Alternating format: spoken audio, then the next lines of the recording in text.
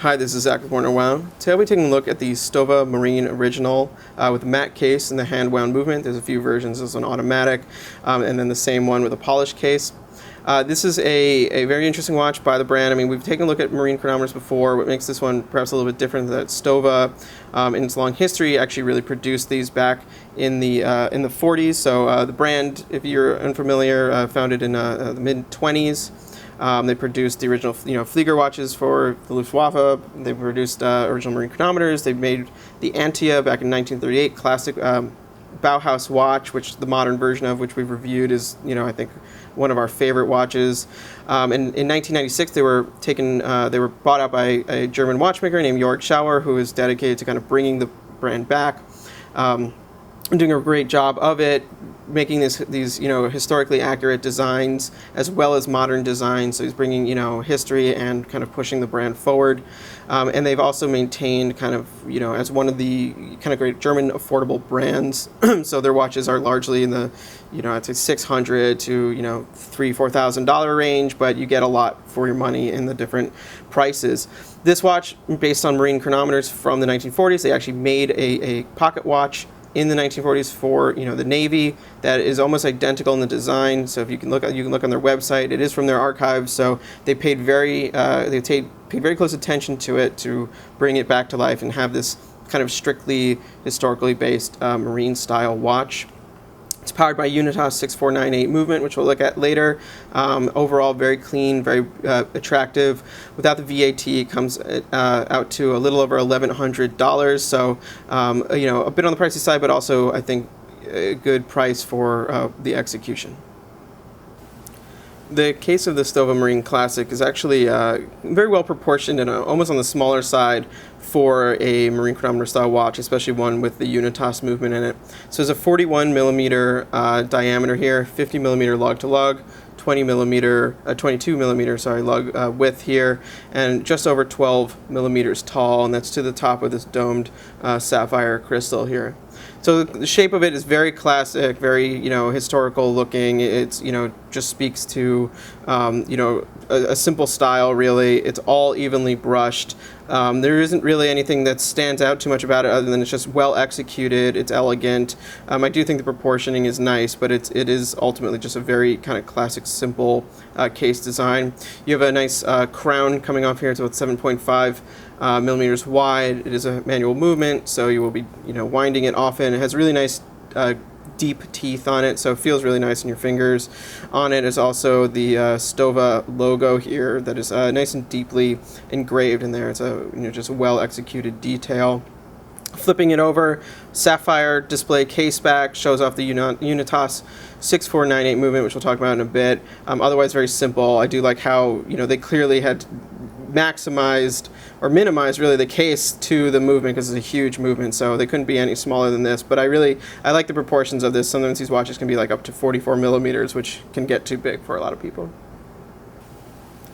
The dial of the Stowa Marine, like I said in the intro, is extremely close in its execution to these old pocket watches from the 1940s.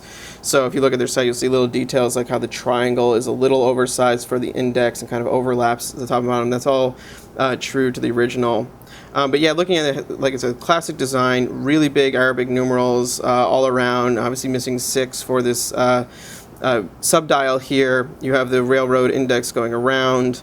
It's all very clean, very legible. The font that is here is it's very German in my opinion. It's very equal width font, very strict looking, very not like non-humanistic. If you look at say an American marine chronometer, you have something perhaps a little bit more baroque, a little bit more like a painted, almost script font, but here it's just very strict, very linear. So it gives it almost a bit of a cold look, but like I said, it's authentic.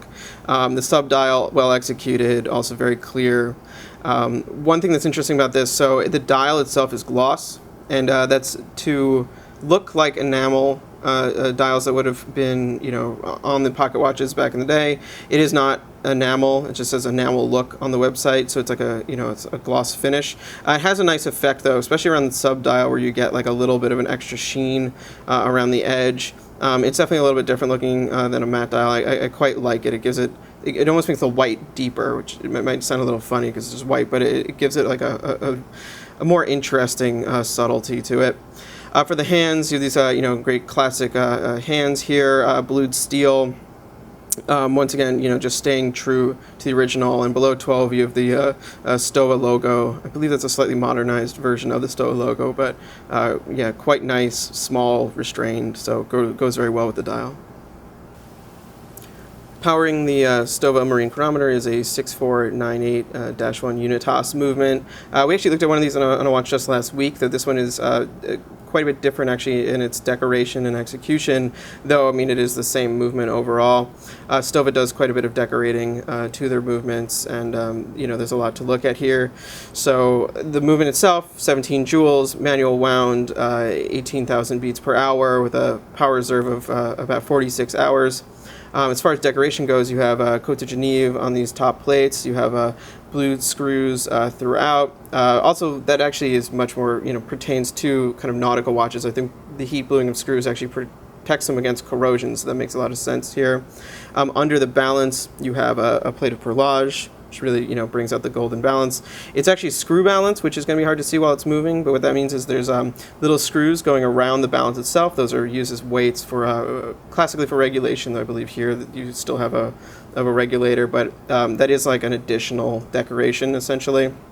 And then you have a swan neck regulator, which you can see how it goes up and around. That is not a standard regulator for the 6498. So once again, just makes it a little bit more elaborate. I think that probably makes it look a little bit more like a pocket watch movement. And then you have the golden Stowa logo here. It's quite beautiful, it's just lovely to look at, and I think they did a really good job with the finishing. On the wrist, the Stowa Marine wears very, very well. Like I said, it's 41 millimeters in diameter, so I think that's a very comfortable size for a lot of different wrists. Then in that, it sits kind of in the middle. Marine watches are always larger. I think this is on the small side for one. They often go up to 44, 45 millimeters, but being small makes it just much more sense, makes it a much more wearable watch.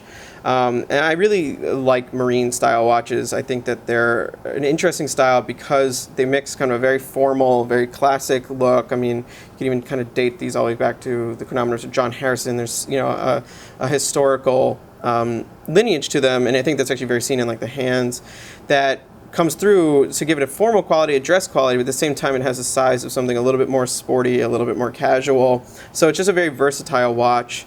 I think depending on the strap, you can dress it up, dress it down, you could dress it, you put a NATO on these even, wear it during the summer. It has nautical feeling to it, so it takes to like stripes and things like that. So they're just very nice, versatile watches. Like I said, this one is very strict to the design, so it's almost a little bit cold. You're not getting kind of an emotion out of the font or the typefaces used here, but it is very clean, and then I think you can kind of bring up the character with different strap choices. The strap is a genuine leather strap. It is kind of like the base model of the Stowa straps. You can get various gator straps, metal mesh straps, which I think honestly I would be a lot more interesting. But as a starter strap, it's fine for the watch. But I think that the black is just a little bit too cold, as well as just like the super white stitching. As far as construction goes, it's a very well made strap. It's a bit stiff, definitely needs some breaking in. They have a nice buckle here, brushed buckle, kind of squared off. It's a little bit different than your standard thumbnail buckle, and both logos are in there. And I'll show it to you now on some other straps. I think just give it a little bit more character.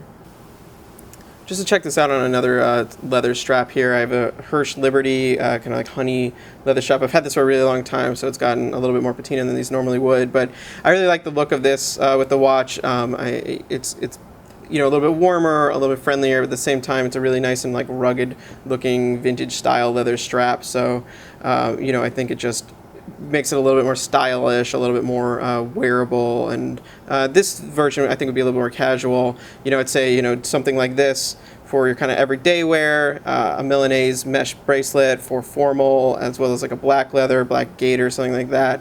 And then, you know, you kind of have your bases covered, and this watch can just work for anything.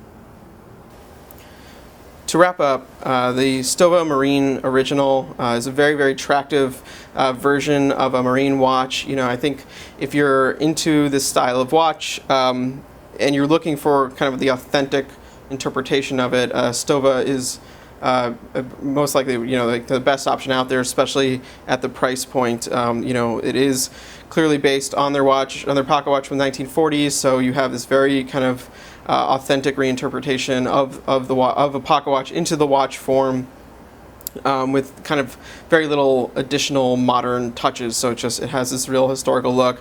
I think marine chronometers, honestly, they're a great style of watch that a very welcome addition to a collection. They're very easy to put on. They go with kind of everything. Like I said, you can dress them up, dress them down. They can be sporty or formal. So they're just very versatile watches. And I think this one, more so than other marine chronometers, has that going for it because it's 41 millimeters, which makes it a much more comfortable wear than something that's like 44. You know, also it's going to fit better under a shirt sleeve, things like that.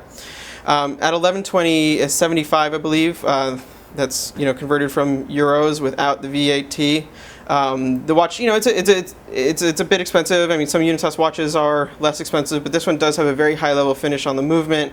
You have the screw balance, you have the swan neck regulator, and just you know, a lot of decoration plus the sapphire crystals on front and back. So there's a lot going on, and I think that the execution of the watch totally makes sense. It is German made and all that. So you're getting a lot for what you're paid for.